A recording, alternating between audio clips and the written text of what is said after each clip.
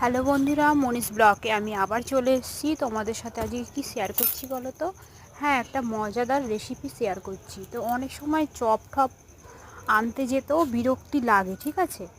তো তখন ভাবলাম যে ঘরেই তো আছে অনেক রকম সবজি, দেখি ঘরে থাকা কিছু সরঞ্জাম দিয়ে আমি আজকে ভেজ পকোড়াটা তৈরি করলাম। তো দেখতে থাকো কেমন লাগে আমার ভেজ পকোড়াটা। তোমরাও বাড়িতে ট্রাই করে দেখো। আমার ভিডিওটা যদি ভালো লেগে থাকে, আমার রেসিপিগুলো যদি ভালো লেগে থাকে, লাইক করো, চ্যানেলটা সাবস্ক্রাইব করো। Thank you.